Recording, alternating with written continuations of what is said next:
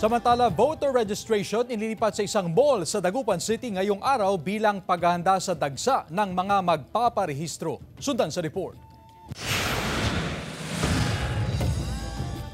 Simula ngayong araw, September 16, inilipat sa isang mall sa Mayombo District ang voter registration sa Dagupan City. Mas malawak ang espasyo. Paghahanda raw ito ng COMELEC sa inaasahang dagsa ng mga magpaparehistro sa huling 2 linggo ng voter registration. Yeah, sa ngayon, very smooth naman po yung influx ng registrants. Pero ganun pa man, inaasahan natin na magdadagsahan sila sa mga huling araw ng pagpaparehistro. Mahigit 1,000 aplikante ang inaasahang magpaparehistro sa loob ng 2 linggo sa Dagupan City. Magkakaroon na lang kami ng adjustments, depende po sa dami ng magpaparehistro. Actually, nakaantabay po yung mga additional chairs and tables, and then nakipag-ugnayan na rin tayo sa PNP.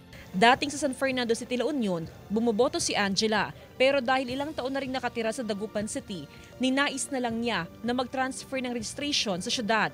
Kaya kahit umuulan at meron pang baha, binigyan niya ng oras na makapagparehistro sa COMELEC.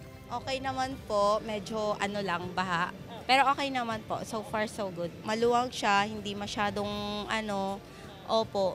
komportable po. Matapos ilipat ang venue ng voter registration, nagpatupad naman ng adjustment sa oras ng pagpaparehistro mula alas 9 ng umaga hanggang alas 5 ng hapon. Sa ngayon, walang inaasahang extension sa voter registration na magtatapos sa September 30, 2024. Kasama si Daryl Peralta, Jasmine Gabriel Galban, One North Central Luzon.